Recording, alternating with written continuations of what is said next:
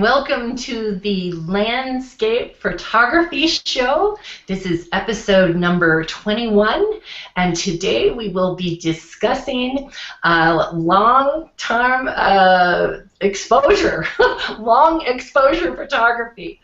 And we're so excited to thank each and every one of you who shared some absolutely amazing photographs in the event. Your long exposure photography is just incredible, and if you haven't had a chance to see them, please go to the event, which will be in the details of this YouTube and also on the show notes, and look at the gallery and read the comments, because people have posted their photos and explained how long they exposed those shots and what their camera settings were. So it's really a great learning experience. So we are actually going to start our show with show starters, which was very hard to do. There were so many beautiful photographs, but each of the panel members has selected a photograph to feature, and Kevin Rowe is going to present those, and we'll share our thoughts on those photographs. Okay, so this is the one I selected, and this is David Robinson, and that's another. It's not a topic that we're going to cover, is lightning with long exposure, but if you go to the comments on his photo, he actually explains how he does it, and that's the same way I capture lightning. So, great shot. And Margaret? This is one by Justin Lowry, and it really just blew me away. You've got the last bit of a great sunset there on the left, and you've got all the Milky Way stars going on. And he did this painting of light on here with the back of his cell phone, his iPhone, just the LED light on the back of it. Totally amazed me what you can do without really sophisticated equipment. This was just mind-boggling for me. Beautiful shot. Beautiful. It really is a neat shot. Yeah, Tom? Okay. This shot was done by Craig Francisco, and I particularly liked it because it's a long exposure. The water is very smooth. Everything is so crisp and detailed. I like the colors in it. Someone had commented about his colors, and he said, "Oh, that was pollution." That's what. But anyway, the pink sky, makes the shot. So pollution or not, I like this photo. Great. Jim?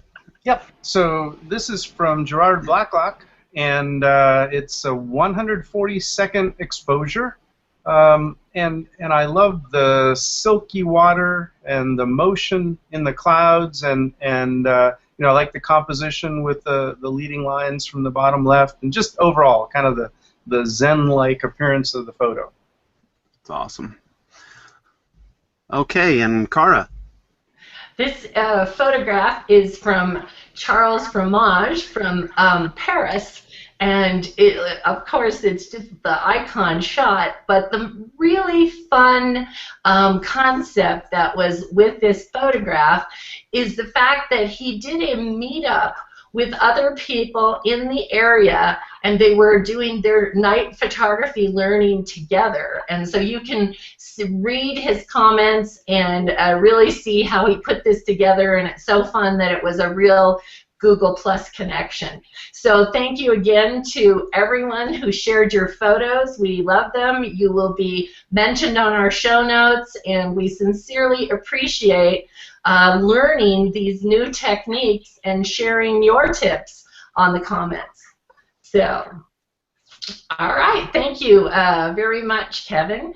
And now we're going to go right to long exposure photography, and each of our panel members will be introducing themselves and the topic that they're going to be sharing. So we're going to start with Tom. Okay, thank you, Kara.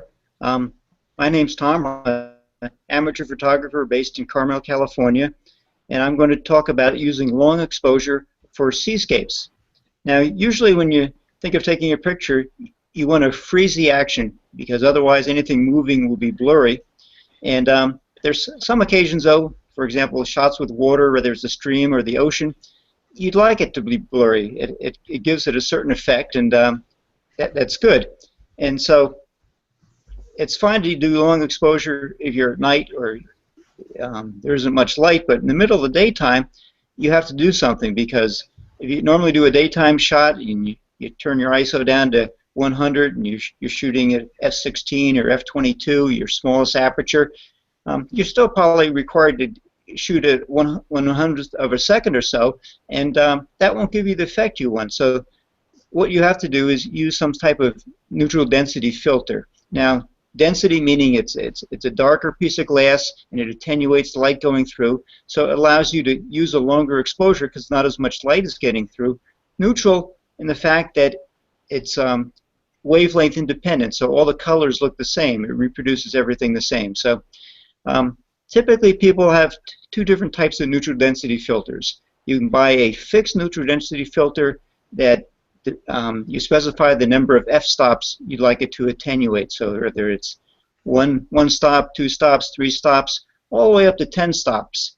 Now, many people that are doing the long exposure streams or ocean and getting the really soft water during the daytime, they're using something up to 10 f-stops. Lee makes the big stopper, I believe, that is quite popular, and I believe that's 10 full stops of light.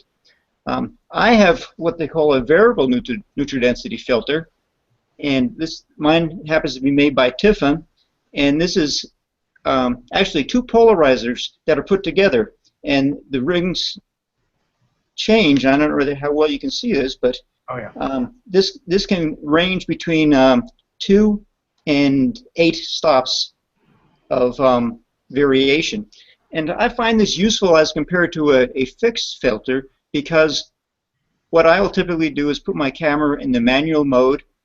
If I'm shooting daytime, I usually use my smallest aperture, which is f22 in my case.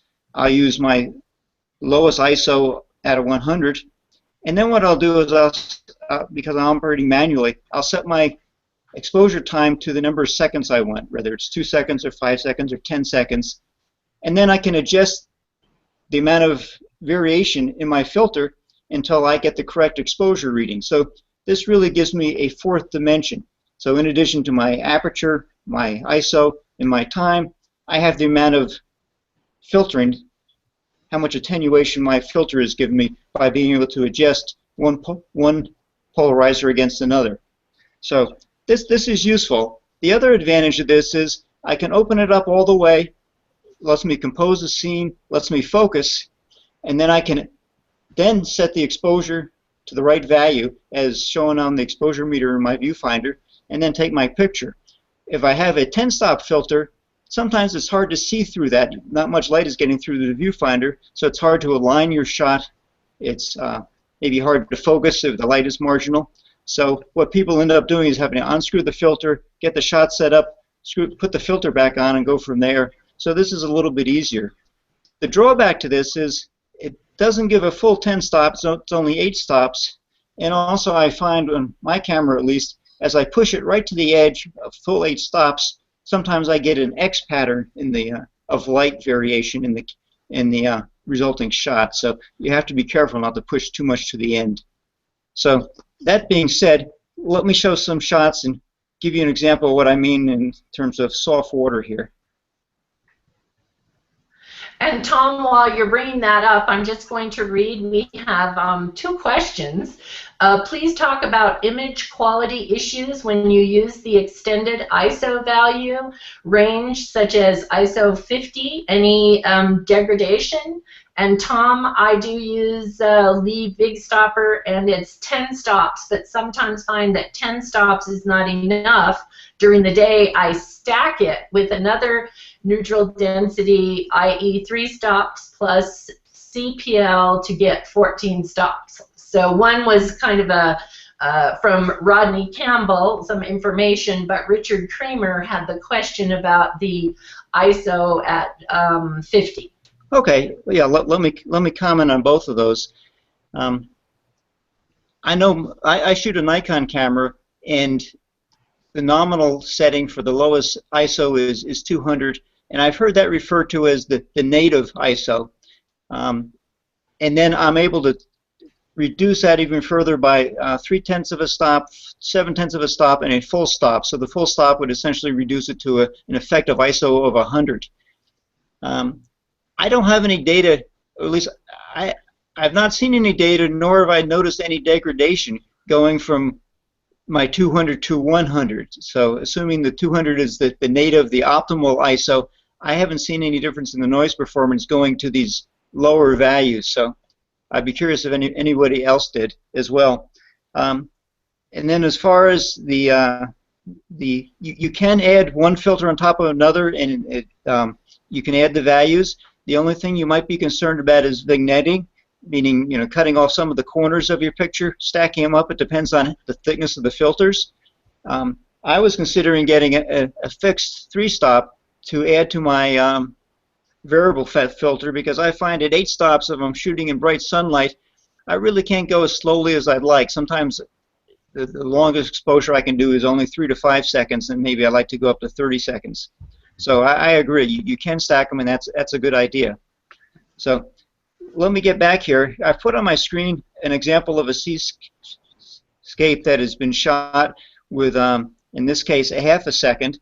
And what I want to do here is, the camera, of course, is on a tripod because I'm using a long exposure.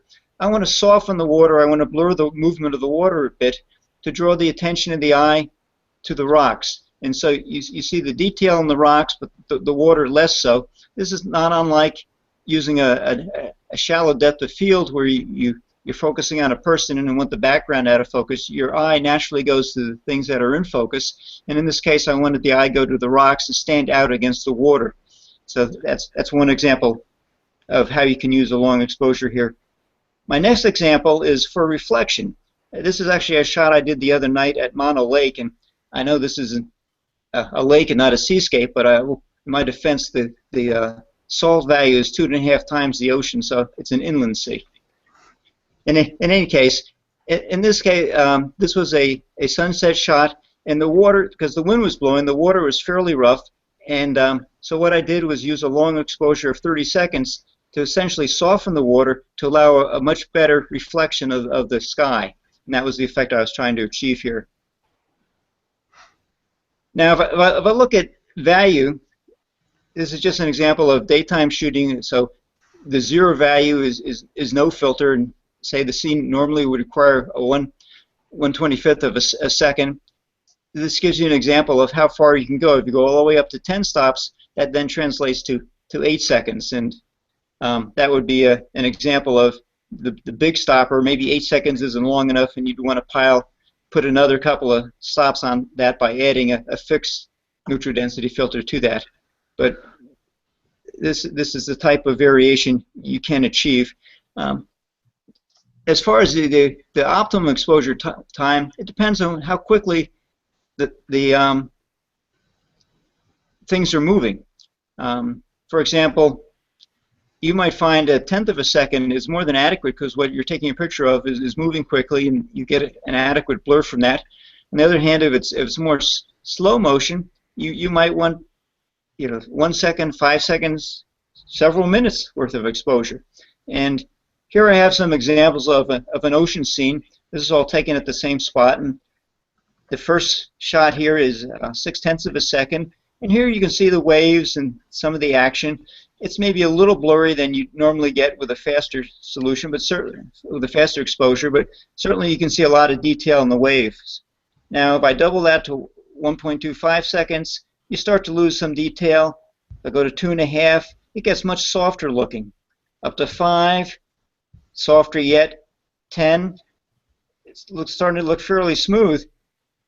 20 seconds, it looks very smooth, like there are no waves. So I don't think there's an optimum time for this. You just have to experiment and then decide which one looks best for you.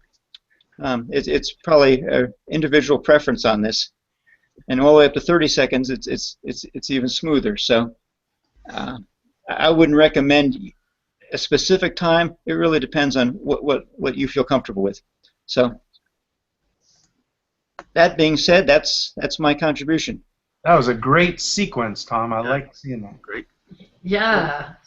It was wonderful. Thank you so much, Tom. We appreciate that, and it'll connect some more dots here with Margaret. Margaret's our next presenter. Hi, everyone. I'm Margaret Tompkins from Kansas City, Missouri. I'm a retired and an amateur photographer. I work on the landscape photography theme on Google+, so that's where you can kind of find me hanging out. I'll try to do a screen share here and show you a couple of photographs. Here's one. I wanted to kind of show some things that you can do that are not really conventional, and this is a soft shot using sand instead of water. This was in one of the slot canyons there near Page, Arizona, and some people threw sand up against the rock and just watched it cascading off. And here's another one, similar motif. And kind of what I try to do, if I don't have filters with me, I try to really crank down the aperture. And that's you want a high F number, maybe not the maximum, but generally one step off of that. So I try to have like an F20 and then a really low ISO, about 100. And that very often will soften things so that you can get the effect that you want. But this is just sand, and I'm anxious to sort of try this technique with grasses. I've not done that yet, but I'm anxious to try that. Here's one that was done. It did have a tripod, but no filter. But what I did here, for a real effective shot, you want some areas of your photograph that stay stationary. So rocks are your friends, and here above and below we have rocks that kind of anchor the photo, and then you have the soft water in between. And this was just done at an F20 and ISO 100 and using aperture priority. This gave me a quarter of a second, and it was enough to soften that water as it's cascading over those beautiful red rocks. Now here is one that was actually done without a tripod and without any filters. And generally you would think you can't do that, but what you can try to do is find a very stationary position for your camera. And this was one I found a fence rail and up against a vertical fence post. So that gave me a square, if you will, that I could rest the camera on and keep it quite steady. And again, I just really cranked down the aperture on this one and the ISO, and I was able to get, this is about a quarter of a second as well. And it gave a nice little shot softening that water. Now here's one if you really want to get creative and have some fun with long exposure. This was about a 30-second shot. This is handheld, so no tripod necessary. This was a Christmas tree that had colored lights on it, and I simply moved the camera up and down, back and forth, and just got these wonderful patterns of color. And one thing about this technique is that no two shots will ever be the same. So you can kind of have some fun, and you know, it's just a nice way to kind of have fun with your photography. This was in a very low light situation, so there was not much light to begin with. Only the lights from the Christmas tree were the only really light that was in the vicinity there. So I was able to do that one. And that's just a quick look at some of the ones there. I'll see if I can get back here now. Yeah, we are. One thing I would like to mention, if sort of a very cheap alternative to those very expensive Lee 10-stop filters, you can use welding glass. If you stop by your local welding supply store, which will probably be an industrial area of your community, you can use welding glass. It's very cheap, it's very effective. So it's if you break one, you just go back and pay 50 cents and get another piece of glass. So it's you don't have to be too careful with it. Now the downside is that for photography, it does not come with a set of instructions. So you don't know if a piece of glass is an 8-stop, a 4-stop, or a 22-stop. You simply don't know. So it does take a little bit of experimentation. But it's a very effective tool if money is an issue and the Lee 10-stop filter just is not going to be under your Christmas tree this year. You might just try some welding glass. It can be a very, very effective tool. Oh, that's great, Margaret. So I love that. That very cosmic tip. Yes. So, now, Jim, there are a few questions over in the Q&A. Can you see those, or do you want me to read them to you? I'll take a look. Because I think Rodney Campbell and Richard Creamer have a couple comments, but also some questions. And since we are so happy that people are coming to the show, we want to answer their questions. Yeah. So Rodney Campbell is talking some more about ISO 50 versus 100, and he says even though ISO 100 is the native and so-called best and cleanest ISO, he hasn't noticed a big difference between that and ISO 50. And you know, I think that that may have been more of a problem in years past. The issue, as I understand it, really has more to do with dynamic range. So at the native ISO, your sensor is going to be able to capture the widest dynamic range. And as you, like if you drop down from a native ISO of 100 down to 50, then you might lose some amount of dynamic range. And these days, I don't even know if it's a full stop. Certainly there are websites where you can go research that. Yeah, it shouldn't be much. Yeah, yeah, and I doubt you'd see all that much. Okay, and Richard is saying that Rodney answered his question. Yeah.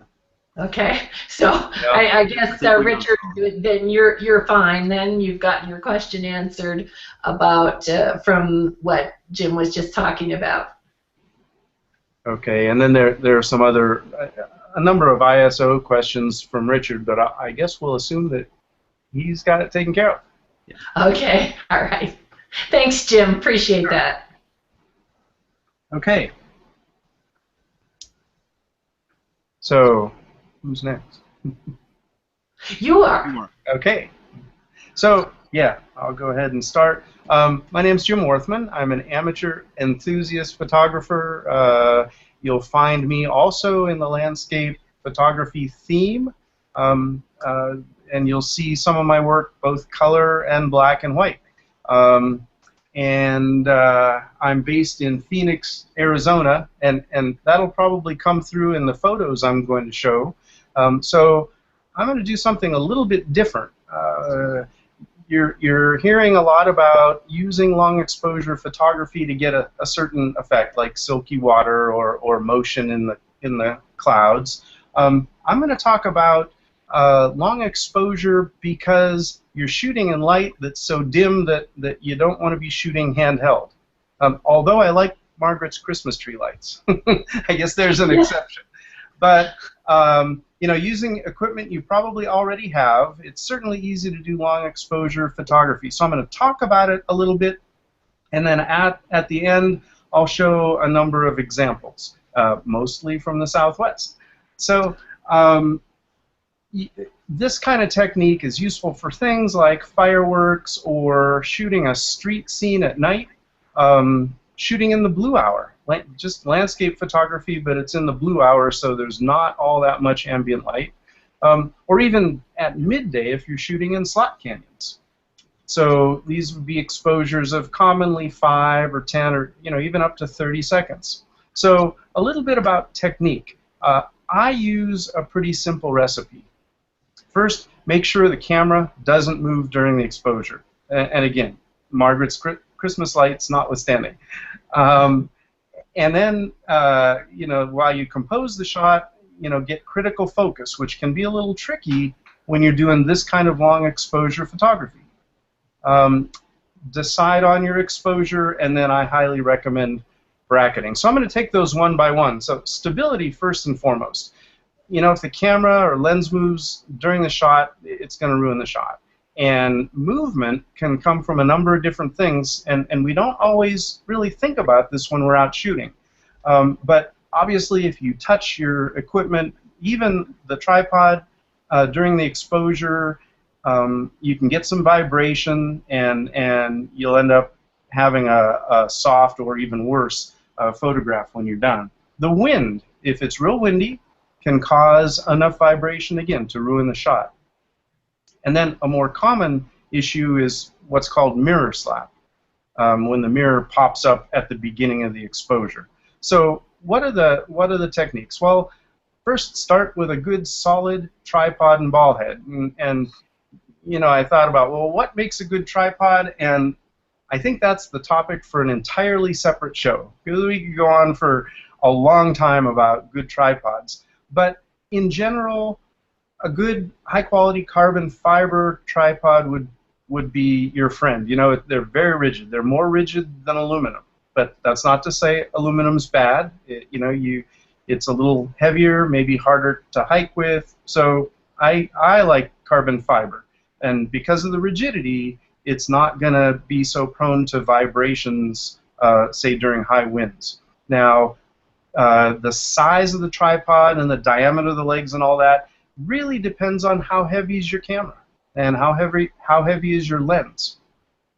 One last thing about tripods, about selecting them, is I always remove my center column, because I learned early on that when you extend that center column, so you can get another 6 or 8 inches of height, it's kind of like shooting on a short monopod. It adds instability, and a lot of times, that's not what you're after. You're after something that's just not going to move. So when you set up your tripod, you want to make sure that it's firmly planted on the ground. You want to make sure that all the legs are spread far apart, and there's no opportunity for them to skitter during your exposure. So what I do is I hold the 2 legs that are closest to me, and the 3rd leg that sticks out in front, I just plant it in the ground, and then I pull the 2 legs backwards and plant those. And that way, I kind of just get into that habit. It's a great way to make sure my tripod is stable. Now, if you're shooting in broad daylight at 250th of a second, all of that's less important. So you also want to make sure everything is good and tight. The leg segments obviously need to be tightened. All your ball head adjustments after you've gotten your composition, make sure those are all locked down very well. And if you have a lens that has a tripod collar mount ring, you want to make sure that's tight. And I can't tell you, the times that I've discovered that I forgot to crank down on the adjustment that stops the lens from rotating in this collar. So those are all just things to think about when you're doing long exposure on a tripod. Mirror slap. Well, if you shoot with a mirrorless camera, Kevin, or a lot of point and shoots, you just don't worry about mirror slap. But for those of us still using a digital SLR, you think about the noise you hear when you first press the shutter release. That's the mirror popping up out of the way. And for certain exposure times, that creates enough jitter and vibration that you're going to see it in your image. Now, if you're shooting, a fairly short exposure like 1/125th or higher, I wouldn't worry so much about mirror slap. If you're shooting for several minutes, I wouldn't worry about mirror slap. But in the, between 125th and maybe a second or 5 seconds is where the vibration can end up being visible. So how you control that varies based on the camera brand. I'll talk about Canon. I use a combination of mirror lockup and a 2-second delay. So with mirror lockup, and it's one of the custom settings, when you first press the shutter release, the mirror pops up, and then nothing else happens. You have to press the shutter release a second time to actually take the exposure. But of course, back to my earlier point, you don't want to be touching the camera right before you take the photo. So the 2-second delay, otherwise known as the self-timer or the vanity button, works in combination with mirror lockup. So you press the shutter release once, the mirror pops up, 2 seconds later the camera takes the picture. And you've effectively removed the opportunity for vibration to cause you any problems. Now, a lot of people prefer to use a cable release. I find with this method, I just don't even need to. As long as my exposures are less than 30 seconds or equal to 30 seconds, because if you want to go over 30 seconds, you generally have to use the bulb setting, and then you need a cable release or an intervalometer like this one, and that allows you to hold the shutter open for as long as you need to. Okay. Composing and focusing. So you're shooting in relatively dark conditions. It's really good to have a flashlight, and especially for focusing. Now, a lot of times you want to get, you want to set it up so that you're getting the foreground elements in focus. Well, the flashlight's great because you can use it to compose, you can use it to focus, and that in combination with live view, if your camera has live view, is a great way to solve those problems. And I will say, if you're using live view, by all means use the depth of field preview as well. That gives you a good idea of, you know, at the aperture you've chosen, f16 or f22, how's your depth of field going to affect the sharpness of your foreground elements. Exposure control. Well, the meter ought to get you pretty close in these kinds of conditions, but whether or not you rely on the meter, I always recommend, you know, take a test shot, look at the histogram. And obviously you want to avoid clipping or overexposure, so you look at the histogram, make sure it's not all bunched up or even touching the right edge of the histogram, and then use bracketing. I mentioned live view. Also, if you have live view on the camera, they usually will have exposure simulation, so that as you adjust the shutter speed and the aperture and the ISO, you'll see the results in the live view getting lighter or darker. In very dark conditions, that may not work so well. So one thing you can do is temporarily raise your ISO and just max out your ISO.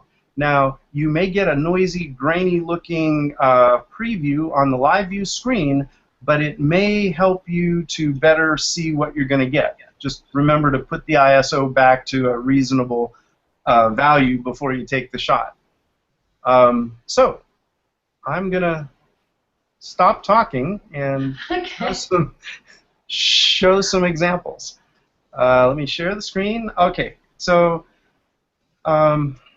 here I'm going to start with a series of shots from slot canyons. This particular one is from Canyon X near Page, Arizona. It's a 15-second exposure. Nothing remarkable about this other than one of the other shots I took in this sequence has a problem. And I think here's a pretty clear case where I bumped the tripod halfway through the exposure, and it just, you know, pointed the camera a little bit differently, and so that's just an example of what we're trying to avoid. Here's a shot from Lower Antelope, about 8-second exposure. Another one, same general area, 8-second exposure. Here's a shot from Canyon X, also near Page, and 13-second exposure. And this one I think is Upper Antelope, and another 13-second exposure. So another place where this is useful is in shooting interiors when there's just not much light. This particular one is from an abandoned mine assay building. The place is called Vulture Mine out near Wickenburg, Arizona. This was in the mid-afternoon, but there just wasn't much light coming into the building, so this was an 8-second exposure. A shot of Tempe Town Lake near Phoenix during the blue hour, and this was 5 seconds.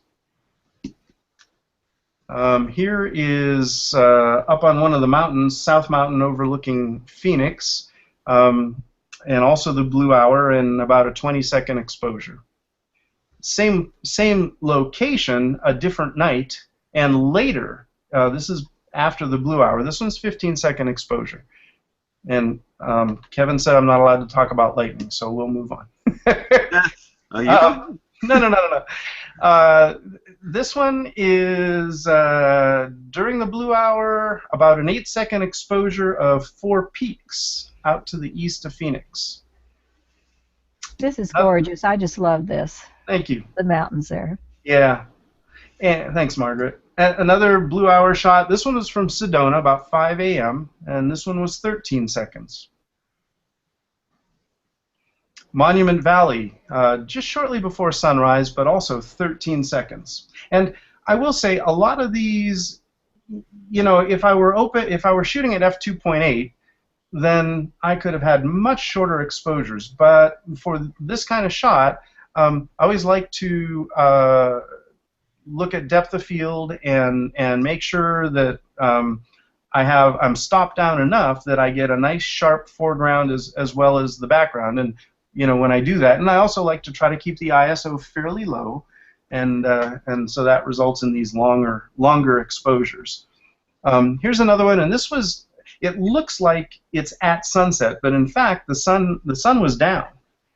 This particular one is a 15-second exposure of the Superstition Mountains outside of Phoenix, but the sun was down, but there was enough color in the clouds that long exposure really brought out color in the face of these rocks. So that's another thing about this kind of long exposure photography. Be prepared, you know, whether it's this kind of a scene or the slot canyons, you're going to see more colors than you might expect. This is White Mesa Arch up by Tuba City, Arizona, and this one was also in the evening blue hour, 25-second exposure. And you might recognize this arch because the other side of it, shot early in the morning, is the profile pic for the landscape photography show. If you look at Kara's profile down there, you're going to see the other side of White Mesa Arch. Next, I've got Lake Powell. This is the blue hour, and this is about a 30-second exposure. And I'm seeing I'm over time, so I'm going to go real fast. This is Checkerboard Mesa in Zion.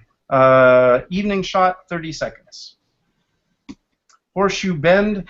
And I'm going to talk a little bit about this one. This one was shot under the light of a full moon, but it's a 30-second exposure at 11:30 at night.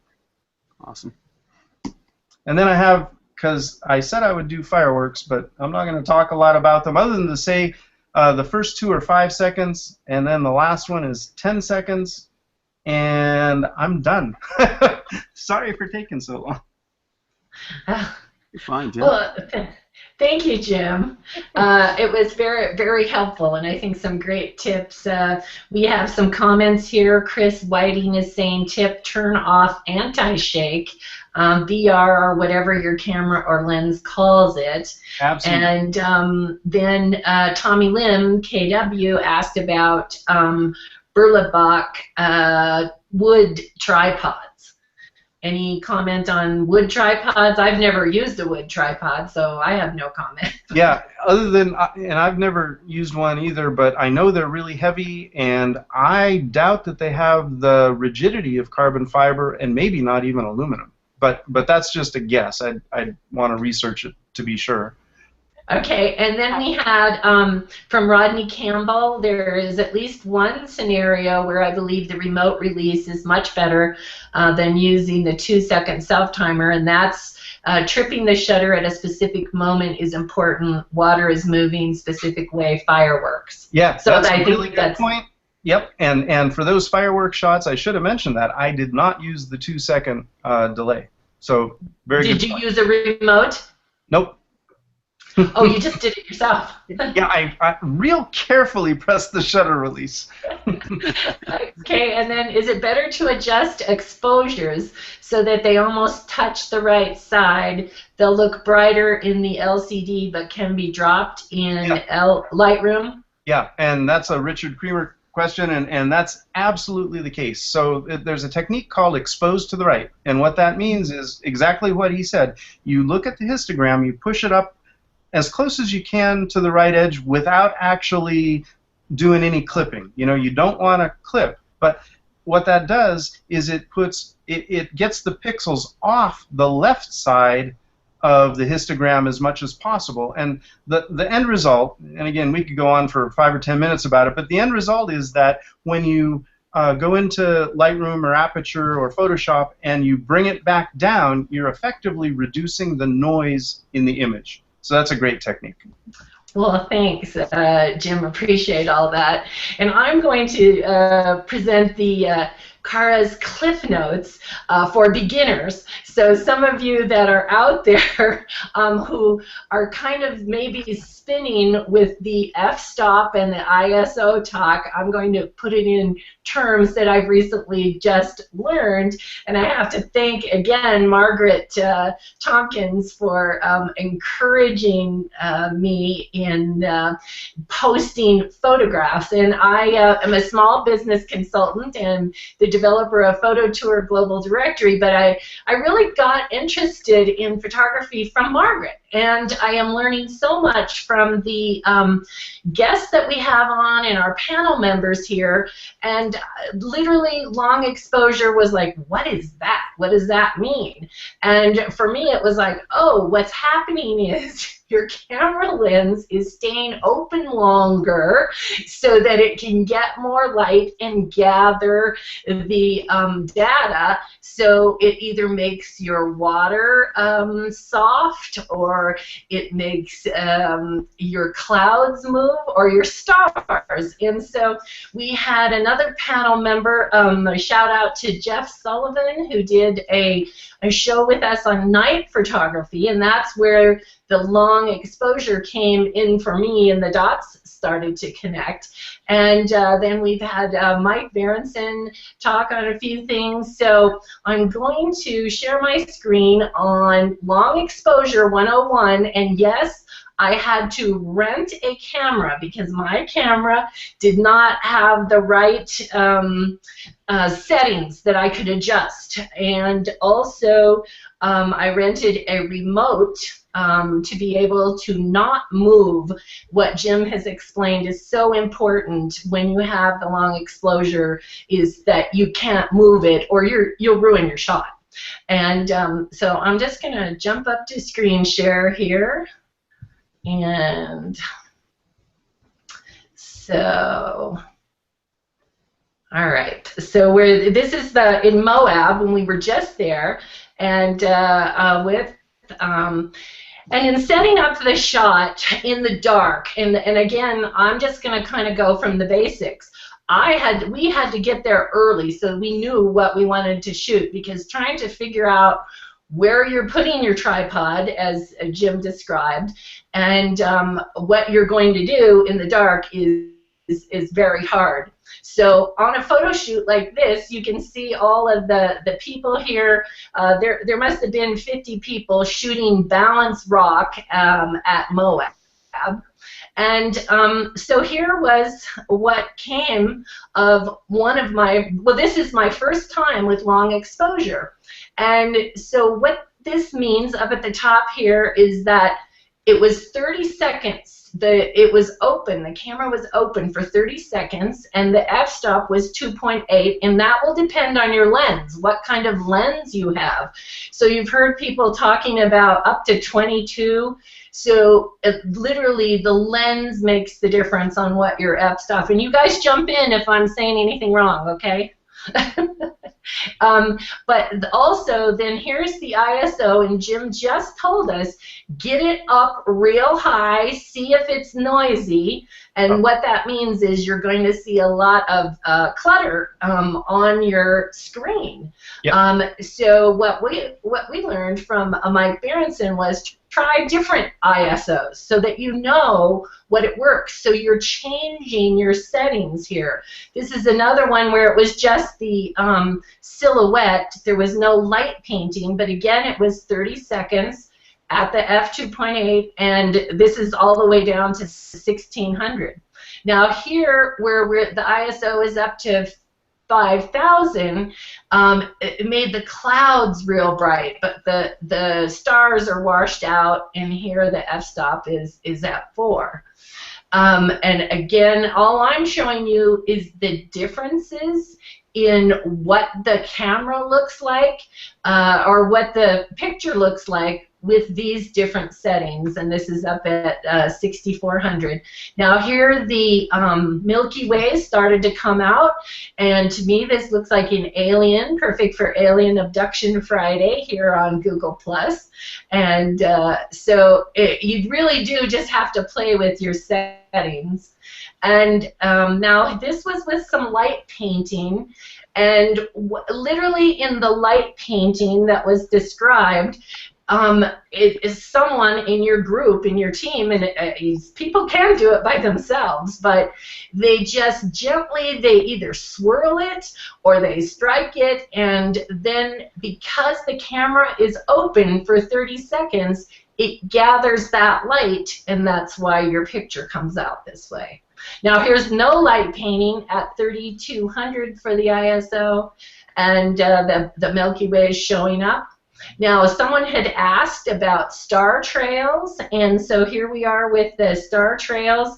This was 741 seconds. The camera is calibrated in seconds, and that was basically 12 minutes. So what happens is the stars are moving at 1,000 feet per second.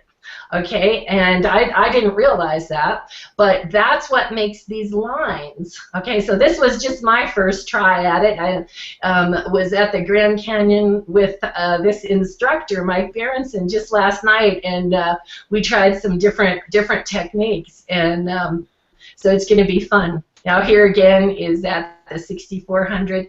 Now I'm showing you down at the bottom what happens. This was a 6.3 minute exposure, and when you're with people and they've got their red lights on their head, most people in the dark are going to have a light on their head so that they don't fall when they're walking.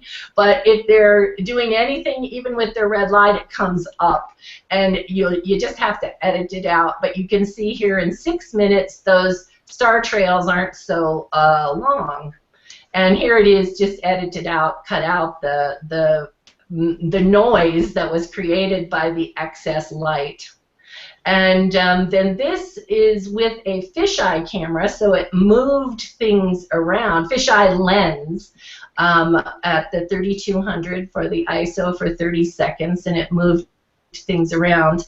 And this was my favorite one. Right here you can see that was Mike Berenson, the instructor, who was painting the light, and this right here, this light stream was a spotlight, and it took about 45 minutes to get it so that it came right out of the top of that piece of rock at Turret Arch, and with the Milky Way right in the center. But you can see the difference there, how it is. Now I'm going to share with you a remote tool that is so inexpensive, and one of our guest panelist, David Marks, suggested this. It works for all these cameras. You can go online. It's called Trigger Trap, and you just check on what your camera model is, because this is over here. You can see it hooks in, and I'm going to show you when I get through these the fact they have free shipping. I'm going to show you what it looks like, but it connects from your camera to your phone. Okay, so here I'm going to quit screen sharing and get back to me. There we go. All right, so this is the camera. This is the Trigger Trap cord that you buy. Now the cord is about $29. And the app for your phone, and I have the iPhone, and I'm trying to hold it this way, is free. The app is free, but you have to have the app. Now what's great about this is when your camera is on the tripod and you're over here, you've got the LED screen that you're able to check here, and you can see it's all lit up, so you're not fooling around in the dark. Press and lock, press and hold, time release, time warp. So David, thanks so much as a panel, a guest member, for sharing that tip also. So that is the end of my cliff notes, but hopefully any of you who haven't started on long exposure photography, you'll try it. And just a shout out to Randy Schirkenbach and Tom Sloan, who had some clouds on our stream of photos. And Robert Glockner said, wow, I'm going to try that. And then he came back and posted some clouds that had moved with the long exposure. So that's what's kind of fun, is watching people try these new techniques and then creating photos that you would never have done before. So hopefully we'll see some more long exposures. And now we're going to turn over to Kevin, who's going to finish up with some great tips for us on long exposure. All right, thanks, Cara.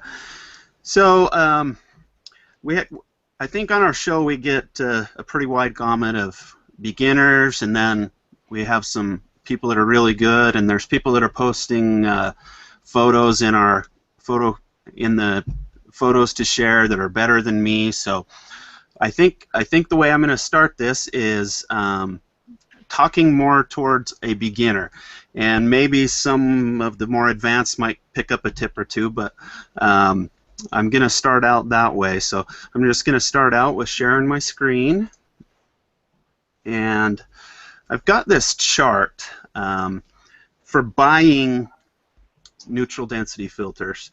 They have funky numbers on them, and sometimes it's hard to understand, and a lot of the times the manufacturer doesn't tell you how many stops it reduces. So this is a great little chart. So I'm going to show you the next screen. This is a filter that I actually own, and this brand name, they make a really high quality filter, and they're a lot less expensive than some of the others. So this is one that I actually own, and this one does tell you how many f-stops it reduces. It says 3, but if you look up here it says ND8. So if I go back to that chart, ND8, and you come over here and it shows 3 f-stop reductions. So that is pretty helpful.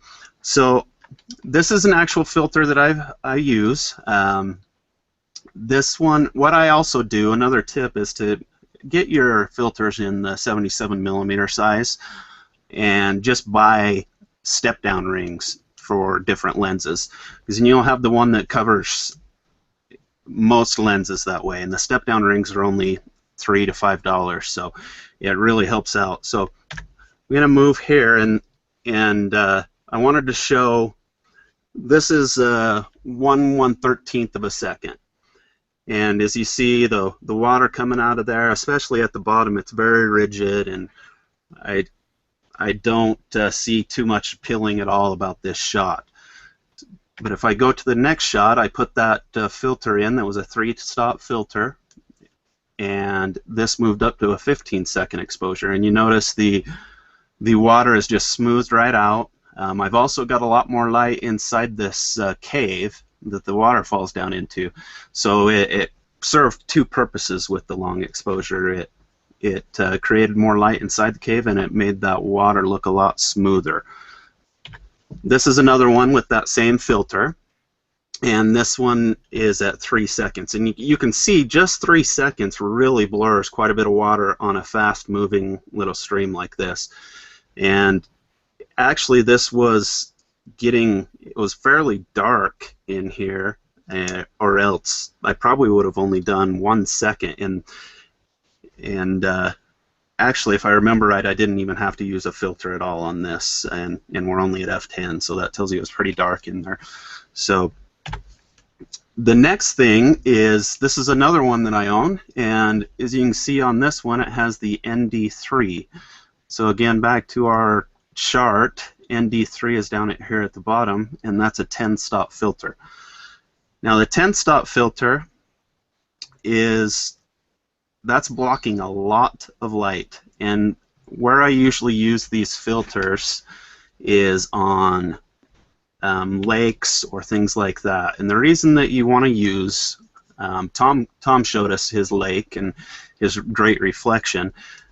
You can't tell from the picture because it works so well, but the water was really choppy and rough here. So I got a 20-second exposure. I used that 10-stop filter, and so I'm at a f11, which I really like f11, so I like to be in there. Sometimes you get, I typically try to stay away from f22 if I can. So, and this is on a wide-angle lens, so f11 you're going to have everything in focus because it has such a narrow depth of field anyway. But you can see there's a little bit of movement in the clouds, and I thought that looked good. The other thing that you can kind of see is it makes these lines in the water, and you could completely get rid of that if you went at a much higher exposure time. But I really like the way the lines turn out in patterns, and they work out really well. Now this one was a little bit more complicated. So this was a 30-second picture exposure, and you can see again those lines that I was talking about in the water, and they made a pattern. But what you do notice, and you say this is 30 seconds, then you look up and the clouds are not moving. Well, what I did is I actually took an exposure for the sky, and I think it ended up at 1/100th of a second, and then I took another photo with this 30-second exposure, and then I went into Photoshop and added the still cloud layer in there because I didn't like the way it looked with the cloud movement. Sometimes the cloud movement looks good. I think with these puffy clouds like that, it didn't. So that's a little more on the advanced end, but that's what we do there. So the next thing is this one.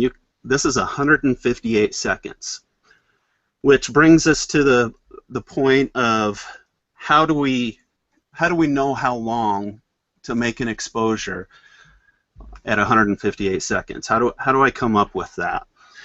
And what I'm going to do is I'm actually going to switch my screen share to my phone here real quick. I hope. 1 second.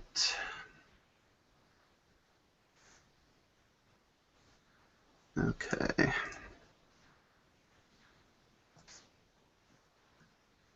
Okay, this worked when I practiced it, so there it comes. Okay. So I'm going to share my phone screen, and there are a whole bunch of apps out there that have these calculators on. If you didn't want to use a calculator, you could probably just download a chart off the internet and print it off and take it with you, but this is pretty handy. So free application, there's a whole bunch of different ones. This one's called ND Filter Calc.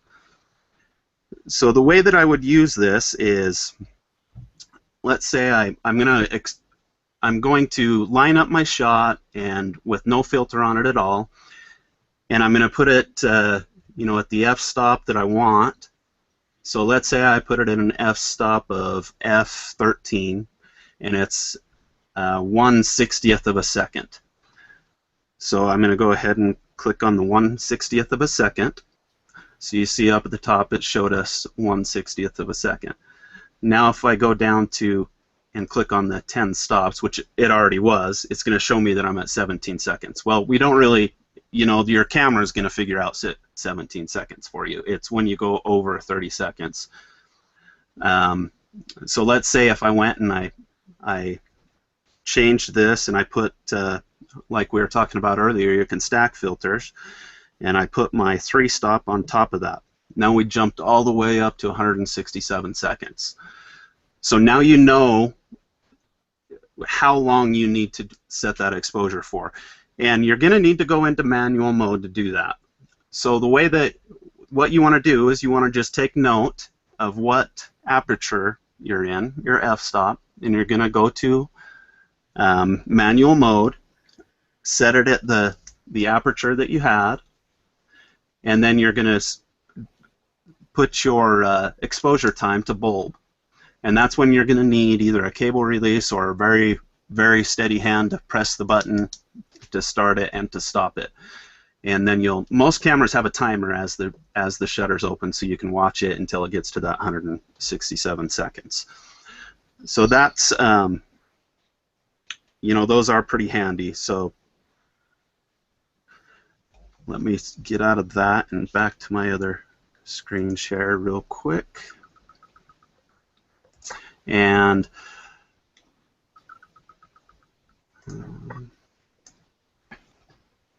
as we can see, this was the really long exposure, and it was very dark scene, but yet we still have bright grasses. We have our cool looking cloud movement, and as well this was very windy, and so the long exposure just smoothed that lake right out. Now, one thing you do have probably notice is down here I do have a little bit of fuzzy grass, and that's something you either have to keep in mind and use a rock as your foreground or a log or something like that, or be okay with the result. In this one, it's okay. It actually doesn't bug me. It just looks like the grass is a little soft and out of focus, and that's okay. And then when I was looking for those links to those filters that I've purchased, I actually just saw this one, so I thought it was kind of interesting. This is the first one I've seen that's that dark. This is a 16.5 f-stop filter. So if you're ever looking for something really, really strong, and it has good reviews. So anyway, I think that's we'll wrap it up at there, and back to you, Cara. Great. I have a couple of questions here. One, Shabib is asking, is there something similar on the iPhone, the app that you were sharing about the f-stops? Yeah, there is. And I don't know what they're called, but I know there are. Okay, well, we'll see if we can figure that out and put it on the show notes. And Richard Kramer, thank you so much for indicating that you can erase moving objects and people with a 30-second exposure. So what he's saying is take another exposure so you can take those people out. And that's the graduate editing that I'm not there yet. Actually, but that's not what he's now talking. We know that. Actually, Cara, that's not what he's talking about. I meant to do that and I forgot, but the lake that I shot at 30 seconds, I forgot to mention that someone walked in front of my camera during there, and you can't see them. Oops, because it does. It actually is like magic. Kevin, do you want to come back in? I didn't hear what you were saying. Okay, did anyone else hear me? Or? Yeah, I heard you. Yeah, I did. Okay, yeah. So it's just kind of the magic of a neutral density filter. It erases moving objects. You can also have it on automobiles and things like that, and it will actually make them completely disappear. And Cara, another way to look at it, it's the long exposure. So when you were taking your star trails, if you had the shutter open for 5 minutes, you could walk in front of your camera and do jumping jacks and then walk back to the back of the camera. In your shot, you would never appear. Okay. Yep. Well, I guess on one of them I had people walking. Not if they have lights, because that'll give a trail. Well, yeah, lights, exactly. It's a real handy trick, especially if you're at a high tourist location, like Jackson Square in New Orleans. I was able to shoot the General Jackson there on his horse, and also the St. Louis Cathedral, and there's just hundreds of people, walking around, and they don't appear in the shot. So just you've got it's ghosting, and as long as the people keep moving. Now, if they sit down and then they're going to be a blurry blob in your photo, and that doesn't work too well. But it's just a marvelous technique for busy locations. Thanks, Margaret, how many? Go ahead. Margaret, how many seconds do you have to do to get rid of the people? I guess it depends on how quickly they're moving across the scene, but just roughly. It does. I think 30 seconds. The ones I shot down in New Orleans were in that 30-second range. Yeah, and that was Richard Creamer's comment. Also, was about 30. Yep. Is he okay? I'd go with Richard. He knows what he's doing there. So. Okay, and Kevin? Richard. And Richard also says that the neutral density filter ratings is usually in terms of the power of 10 number of stops. So 10 to the 6th power is 4 times stop, and 10 to the 3rd power is thousands. The window calculator can do anything with the XY button. So follow the notes in the event and talk to Richard if you have any questions on that. So. All right, so now we are at the point of the show. Let's see, there was one other thing from Chris Whiting. She said that she's going to share a link for a $40 filter that she really likes. And all right, so now we're going to go back to Jim with we're at this segment of our show where we share photographers to watch.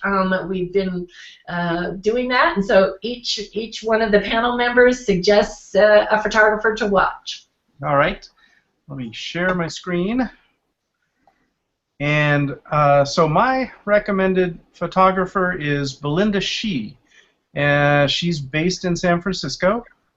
She says she's passionate about travel and photography, and she puts them together in great ways. So if you look at her stream, she has some gorgeous landscape photos from her travels. She just finished up a 2.5-month road trip across North America and mostly the U.S. and a little bit in Canada in the national parks. She also in her stream has a lot of tips and tutorials. She's not been on G+ that long. She has less than 500 followers. So I encourage you to look through her stream and see if you agree, and she's a good person to add to your circles. Okay, and so Margaret, you're next.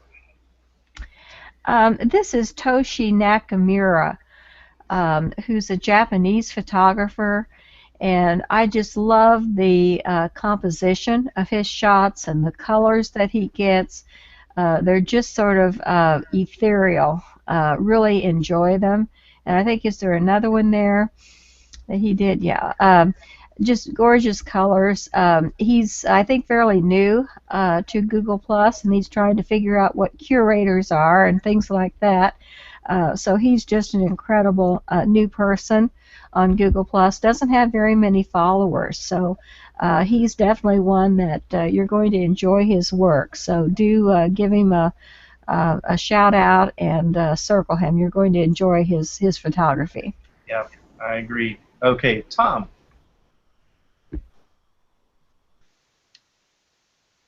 You're muted, Tom. You're muted. Tom, you're muted. Okay. Yeah, I'm okay now. Okay. This week I picked a photographer from San Diego, Justin Brown, and I highlighted 2 of his pictures. This one of Muir Woods. I thought the lighting and the detail was just so realistic. I really enjoyed this shot. And then the next one, of course, switch. I think it's one of our favorite places here, and that's Disneyland. And I like the way this came out, the way the castle was lit, and he's got a couple of shots from Disneyland, so it's a lot of fun to see his work. So I'd encourage you to circle him as well. Thank you. Okay, let's see. Next up, Kevin. Yeah, so this is Justin Lowry, and Margaret actually picked one of his photos for the opening, and he's got some really great night stuff as well as some seascapes and different things like that. So he's only got under it's under 500 followers. So he's someone that's just coming in here, and there's a seascape there in its long exposure. So he knows all about the long exposure, and I encourage you to follow him because I think he'll end up with a million followers someday, and you'll be one of the first. Gorgeous work. Justin's online now. Hey, Justin. We love your comments, and thanks for answering some in the stream there. Okay, Kara, you're up next. Okay, this is Mike Berenson. He is a night photographer. This is arches where you're doing the light painting. He is out of Colorado. His company is Colorado Captures, and he has already set all of his events for 2014 in Colorado, Utah, and Arizona. So follow Mike. I think he's got one more picture here that is just amazing. And he's going to be sharing tutorials on how to make those tails on your star trails. And he loves the color and, again, great light painting. So that's Mike Berenson. Okay. So thank you, Jim. So thank you again to everybody. We so appreciate each and every one of you, your comments, your photos in the events. You are really making a learning area where people are watching and you are inspiring. There are so many amazing photos, and I just want each and every one of you to know how much you are inspiring the people who are looking at it, and even after the fact where people come. So we're just getting ready to sign off, and we'll let you know what our next shows are. Episode number 22 is November 5th. It's always every other Tuesday at 7 p.m. Pacific time, and our theme will be fall and winter photography. So we'll have that up and running as an event, and come and start sharing your fall pictures. I don't know about those winter ones, but we love all of the seasons. And show number 23 is monochrome photography, and that will be on November 19th. So we appreciate you, and you have a great week, and we're signing off. And thank you, everyone. You're really helping people, and it's wonderful. Thanks, everybody. Bye-bye. Bye-bye. Thank you.